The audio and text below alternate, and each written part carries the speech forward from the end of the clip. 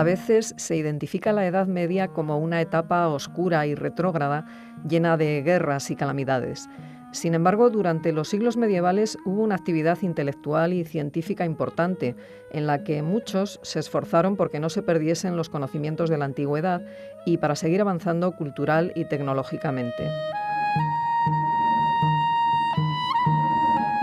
Pues sobre la ciencia y el conocimiento durante la Edad Media irán hablándonos a lo largo de este curso los profesores del Departamento de Historia Medieval de la UNED, aquí en Radio 3.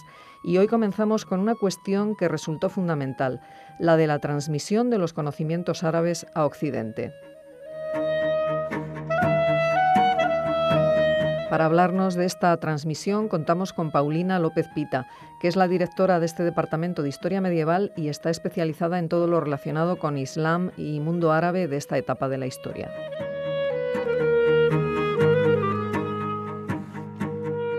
Paulina, ¿qué tal? Muy buenos días y bienvenida a Sin Distancias.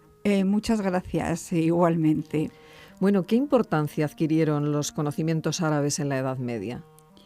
Yo creo que la importancia que adquirieron fue mucha, pero vamos a detenernos un poco y a precisar algunos conceptos. Recordemos que los árabes en su expansión desde la península arábiga por Oriente, recordemos que llegaron a la India en el año 711, asimilaron, tradujeron y estudiaron muchas obras de la cultura griega, de la persa e incluso de la cultura india.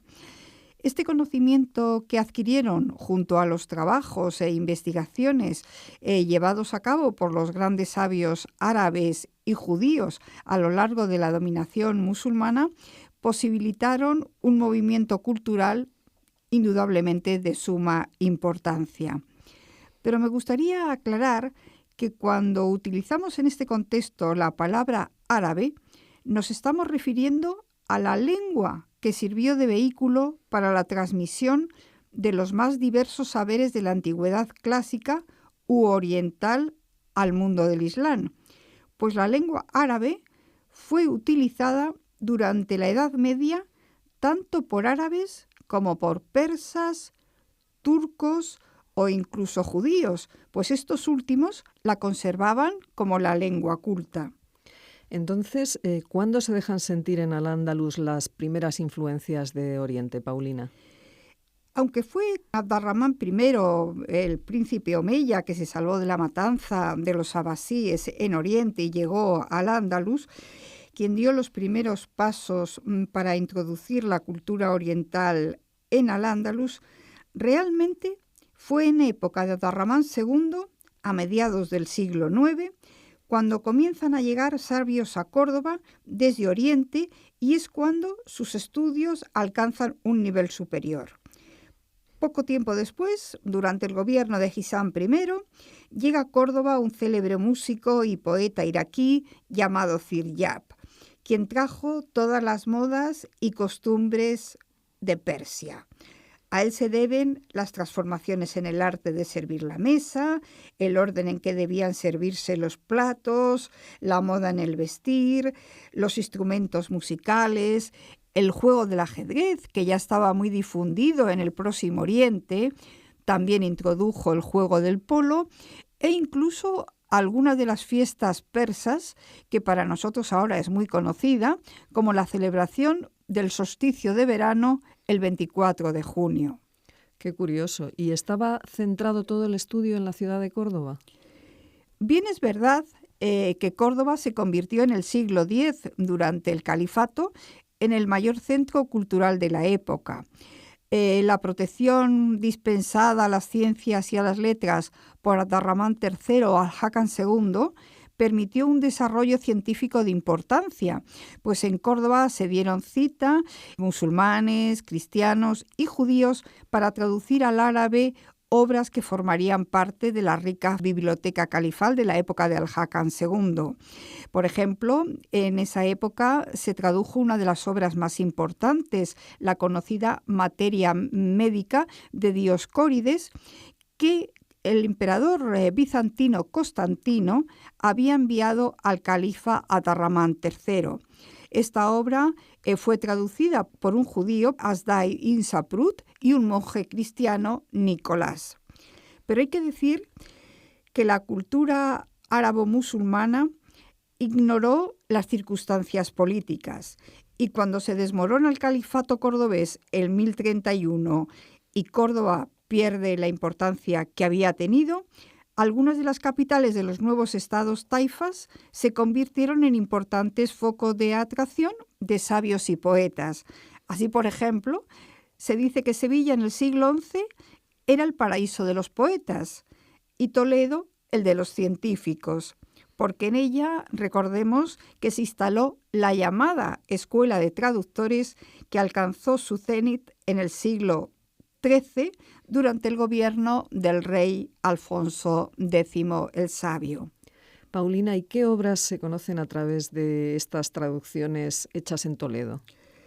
Toledo, como hemos apuntado, se convirtió en un importante centro de conocimiento islámico debido, entre otros factores, que no podemos detenernos en ellos, pero sobre todo se debió a que contaba con una importante población musulmana, judía y mozárabe, que trabajaban conjuntamente en la investigación y en la traducción de muchas obras de la cultura árabe y de la antigüedad. Entre las que se transmitieron al resto de la Europa medieval, quiero citar, entre otras, por ejemplo, la obra de Al-Khwarizmi, El cálculo de la integración y la ecuación. Esta obra la tradujo en el siglo XII Gerardo de Cremona y fue utilizada hasta el siglo XVI como texto básico matemático en las universidades europeas. Y sirvió además para introducir en Europa la ciencia del álgebra. Del nombre de su autor, Al-Khwarizmi, procede la palabra que en varias lenguas europeas nombra a los signos que expresan cantidades, algoritmos. También, por ejemplo, por citar otra materia, en el campo de la medicina se tradujeron textos que fueron utilizados también en las universidades europeas. Por ejemplo, el famoso Canon de Avicena, una de las máximas autoridades médicas en el mundo islámico, fue traducida al latín, también en Toledo, por el citado Gerardo de Cremona, y fue el libro de texto de las universidades de París y Lovaina hasta mediados del siglo XVII. Tampoco podemos olvidar, y no me puedo extender mucho, en los trabajos de Averroes, el más grande de los filósofos árabes. También sus libros formaron parte de los planes de estudio de las principales universidades europeas, aunque recordemos que en 1231 el Papa Gregorio IX los prohibió. Bueno, pues una influencia muy importante. Y junto a las obras que has citado, ¿de qué otras aportaciones podríamos hablar? La influencia de la civilización islámica evidentemente se extendió a todos los dominios, pues fueron muchos y muy diversas las áreas y materias en las que se dejó sentir la transmisión de los conocimientos que hemos apuntado. Los árabes, por ejemplo, trajeron a Al-Ándalus la agricultura india de regadío, gracias a la cual se introdujeron cultivos como el arroz, la caña de azúcar, verduras como berenjenas, alcachofas, acelgas, espinacas o higos y almendras. También sabemos que extrajeron el agua que necesitaban utilizando infraestructuras que ya habían sido utilizadas en la antigüedad clásica. Conocían muy bien las tecnologías empleadas en el Yemen y también en la zona sirio-palestina y en el Magreb.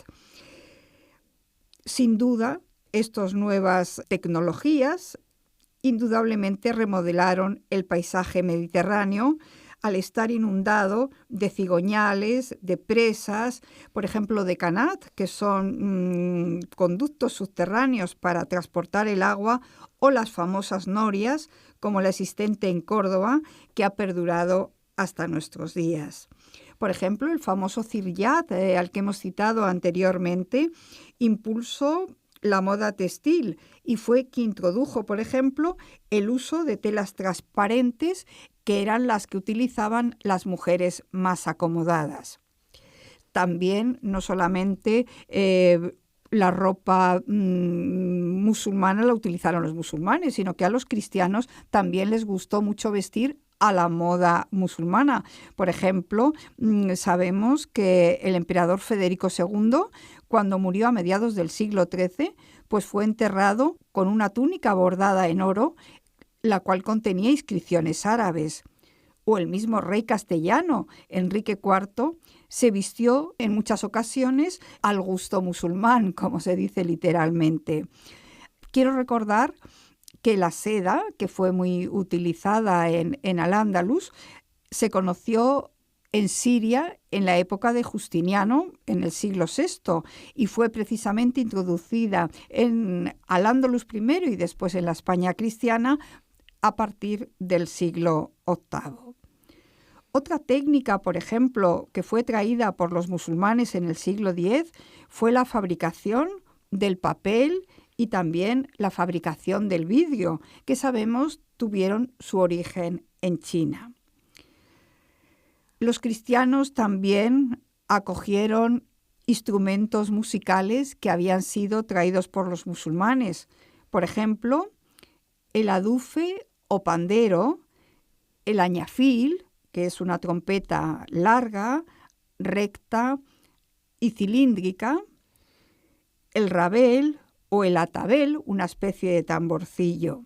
Por todas partes yo creo que nos encontramos muchos elementos y huellas traídas por los musulmanes a las ciudades cristianas. Por ejemplo, recordemos los pasadizos que existían en la ciudad musulmana que comunicaban la mezquita y el alcázar, y que posteriormente en las ciudades cristianas nos los vamos a encontrar, que unen la catedral con el palacio arzobispal. También hemos visto la costumbre de construir balcones, saledizos o los famosos aljibes para recoger todo el agua. Esto indudablemente viene de época musulmana. Es muy curioso también que existía en la ciudad musulmana una institución que se conoce con el nombre de Bayat. Esta institución hace referencia a la persona encargada de vigilar por las noches las calles y los adarves, antecedentes, sin duda alguna, muy claros de nuestro sereno, que duró hasta mediados del siglo XX en muchas ciudades españolas. Yo creo que son muchas las huellas de las que podríamos seguir hablando, y de manera especial del debate que actualmente se ha planteado sobre este asunto. Las huellas del Islam, tanto en España como en Europa, están hoy día sometidas a debate. Y hacen falta, como dice la investigadora Marifel Fierro, que haya rastreadores, es ella la que emplea este término, capaces de detectar qué elementos tomaron los musulmanes de otras culturas y cuáles son los que existían antes de que los musulmanes llegasen a Al-Ándalus y posteriormente a Europa. Paulina López Pita, profesora de Historia Medieval en la UNED, muchísimas gracias por habernos acompañado hoy en Sin Distancias para hablarnos de este tema tan interesante, la transmisión de los conocimientos árabes a Occidente durante la Edad Media. Muchas gracias, podemos seguir hablando cuando gustes.